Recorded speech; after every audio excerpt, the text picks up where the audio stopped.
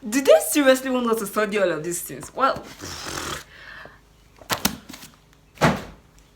have you ever wanted to study for a very long period of time during the night? Perhaps because you couldn't study enough during the daytime and you just want to make up for nighttime? Well, in this video, I'm going to be teaching you guys some hacks on how to study effectively at night. Because a lot of people actually have the desire to study at night, but so many things take them away from the night study plan, whether sleep, whether food, whether very many things, especially sleep. So you guys, in this video, I'm going to be teaching you guys on how to study effectively at night so that all your labors are productive and not wasted. So if that sounds like something that you might be interested in, then don't go anywhere. Please keep on watching this video.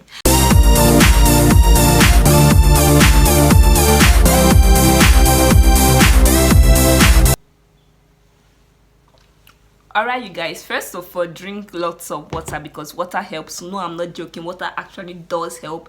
Studies have shown that drinking water when studying or just when doing an academic thing actually helps the brain to relax and study better. So drinking lots of water actually help. Not lots of water, but drinking water at intervals actually do help. So yeah. Secondly, do not read an extremely boring course at night. So you know all your course lists, you know all the things that you have to read for that semester, you know the things that are actually interesting to you, the courses that are interesting that you know that you actually have a very large interest in, that you actually want to read or you actually enjoy reading. Choose that courses to read at night. That's typically something that I do a lot. I just bring out all my courses that I have to study for that semester and I section them. There's some courses I will never read at night.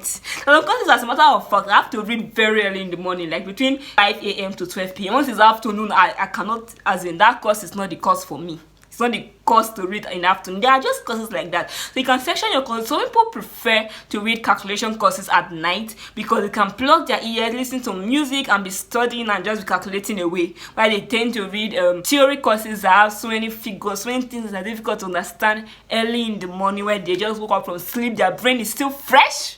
So you can just section your courses and try not to read courses that are boring to you or too boring to you at night so that you don't sleep off, because that's just a tendency. Because you start to think, what is wrong with me? My friends are reading 12 hours at night and I'm reading only 1 hour, probably because you're reading a course that's extremely boring. So try to change that if that's something that you are doing. My second tip is, when you start studying and you are feeling sleepy, don't try to pet the sleep like so maybe you're already feeling sleepy and you not have to do like this. That's how when you head to the side to try to accommodate the fact that you are not feeling sleepy. You're not going to get a pillow to not put here and continue reading. No, you're actually petting the sleep. Tendency is that you not actually feel sleepy more. When you start feeling sleepy, stand up, walk around. Just do something active. Stand up instantly. You can do anything literally, but don't pet it. Don't try to accommodate the sleep like you have been waiting for it all along. This sleep is something that you don't want, not something that you want. If it's something that you wanted, you have stood up and gone to bed to go and sleep. But you've already said that you want to actually read today, right? So stand up, do something else when you feel sleepy. You can listen to a music for 5 minutes. You can take a 5 minutes break. You can start chewing gum. You can go and drink water. You can go and ease yourself. You can just do anything active when you start feeling sleepy. Do not pet sleep. Thirdly is having as much light around you as possible. Most likely, your brain has learned to associate nighttime with sleep time, but now you have said that you want to read 12 hours at night, so you don't want to sleep. So the best thing to do is on as much light around you as possible, and trick your brain into thinking that it's actually daytime, meanwhile it's nighttime. Just on so many light around you as possible, as much light as you can. Actually, I do this a lot. I have bright lights, you guys. I have nighttime bright lights that are so bright I can on up to 3 lights around me. It will look like the day is literally very bright, and I'm just reading away because the light is not dim. That is like, you're reading with dim light in the night, you will tend to sleep more because it's dim light, it's nighttime, and your brain wants to actually sleep and rest.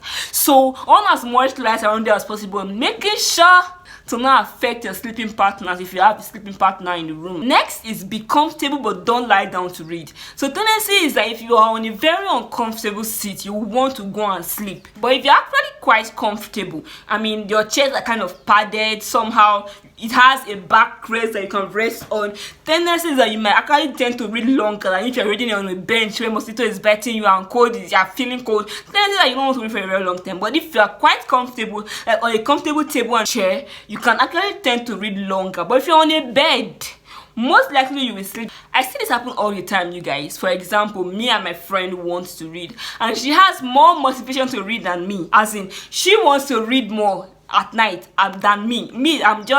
I'm groggy, I'm feeling sleepy, but I just managed to sit down on a table and a chair. But she decided to lie down, probably on the floor or on the bed, to read. But she has more motivation to read than I do. Most likely she will sleep off first before I do, even if she has the more motivation, because your brain has learned to associate bed with sleep. Plus it's night time, so I don't know why people get to read on the bed during night. I don't know how you're supposed to trick your brain, but honestly, just look for a table and a chair and sit down. No matter how motivated you are, no matter how tired you are, look for a table and a chair to sit down to read. Next is not eating heavy, you guys. You cannot eat amala and ewedu soup and pounded yam and egusi soup all in one night and say you want to read for your tomorrow test. You will sleep. Okay, so don't eat heavy food when you want to read. Chances are you should even read with hunger, but I don't like reading with discomfort, so I advise against that. But eat light food. If you have to munch, say, I prefer munching on things that like snacks and stuff like that, healthy snacks, by the way, and stuff like that. It's better to eat light foods to read than eat heavy foods, because heavy foods will make you want to sleep because you don't have a full stomach. Then it's way to go and sleep. So try to eat as light as possible. Just eat light foods. It's even better that you even space your eating, as in you don't eat the food at once. Next is listening to an audio recording, a video, or a podcast. You guys, it is night time, right? So if you have other options, other ways to read the particular concept, then take it, because most likely your body is so tired. You have been going to school all day, you went to classes all morning, you went to the library in the afternoon, and now you want to open book in the evening. Most likely your brain might be tired and don't follow that path again. So you can choose another option by just listening to a video version of that concept you are reading instead. Perhaps you can be watching a video on that particular concept on YouTube, for example, a biochemistry video, rather than reading a biochemistry topic. Biochemistry video on that topic that I want to read, rather than opening a textbook and reading the actual thing from the textbook. So you can just choose to change your reading style since it's night time to something more interesting, because chances are if you are hearing voices and you are listening to video and seeing pictures and seeing all those interesting things, you don't want to sleep as fast as the person that is reading actual normal book. So just try to change your reading styles, reading habits. If you have to get up and walk, get up and walk. But if you have to sit down, sit down. If you have to chew gum, chew gum. If you have to drink water, drink water. Just basically just be very active. Be as active as you can, so that you don't get to sleep off and stuff like that. Typically when I'm feeling sleepy, like when I'm really feeling sleepy, I start to dance. I just walk around, play music and start to dance. Like literally, I start to dance, do exercise, shake my body, move my body, pour water on my face, and then get back to reading. Or just watch 15 minutes of any of my favorite movie, any of my favorite video, just for 15 minutes of it or 30 minutes of it, depending on how sleepy I'm feeling. If I'm feeling really sleepy, I go and sleep. You guys, I go and sleep.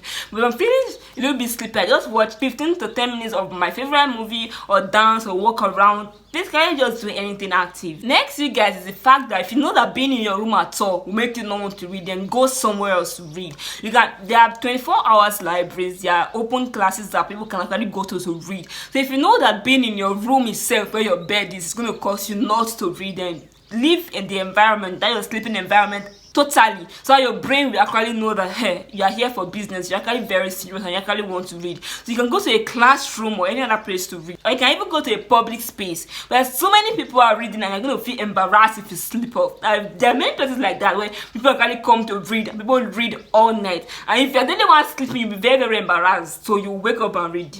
So let your brain just know you're serious and you actually want to read this night, so things will actually just flow up and get up. Next is the fact that if reading is your thing, I mean, you can use music to read, then do so, because it's all the same sounds and trying to make your brain active and keep it active and stuff like that. So if you know that you can read with music, people read with loud music, you guys, very loud music. I cannot do it at all, but some people do it. Some people do it with soft music. Anyone, if you know that music is your thing and you can read with music, then do so to prevent you from sleeping bad. Next is doing active reading. So just because you're reading at night does not mean that you have to read passively. You guys, highlight your notes, highlight highlight your textbook, form notes, speak out loud, do many things. Just be an active reader, because you might end up wasting your time if you're just reading passively because it's night time. You're just taking things in passively, you're not really reading, you are just there.